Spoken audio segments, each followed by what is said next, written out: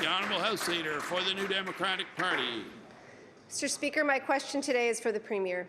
First, yesterday and again today, the Premier spent a great deal of time criticizing our caucus for decisions made over a decade ago.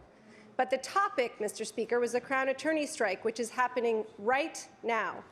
Mr. Speaker, can the Premier tell this House who was in government in 2016 when the 30-year framework agreement was signed, which gave Crown prosecutors the right to binding arbitration in the event that negotiations break down? The Honourable Premier.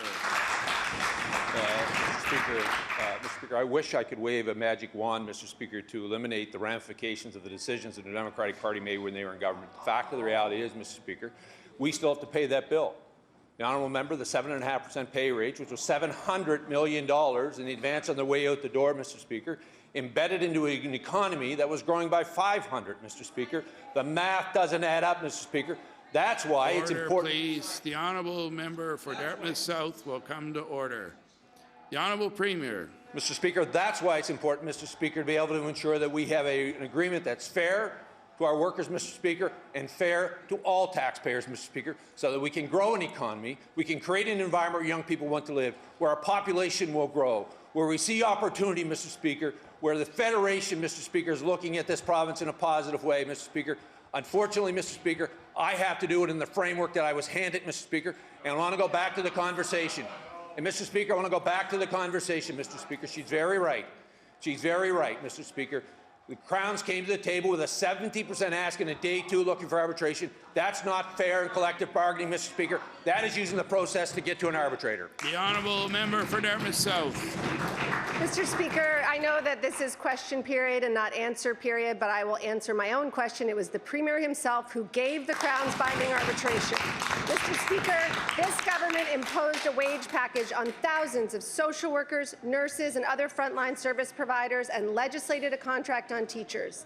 Bill 148 and Bill 75 are both currently being challenged in court.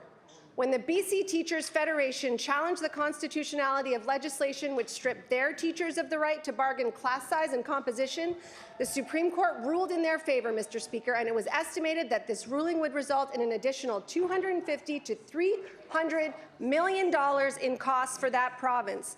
So, Mr. Speaker, will the Premier concede that his failure to respect the collective bargaining process doesn't save money, it just kicks the cost down the road, leaving the bill for the next Premier? The Honourable Premier. No, Mr. Speaker, not at all, Mr. Speaker. If I did that, I'd be New Democrat, Mr. Speaker. The reality of it is, Mr. Speaker, the cap class that she's referring to, British Columbia, we actually instituted in this province, Mr. Speaker. At the same time, Mr. Speaker, replaced the $65 million they took off the backs of children to sign a collective agreement with teachers. At the same time, we provided a fair collective agreement for teachers, Mr. Speaker. The reality of it is, Mr. Speaker, you need a balance, Mr. Speaker. You need to be able to ensure, Mr. Speaker, that not only are you treating the workers of this province fairly, Mr. Speaker, that work for the government, but you're treating all taxpayers fairly, Mr. Speaker. Unlike opposition, I have a responsibility for every taxpayer, Mr. Speaker.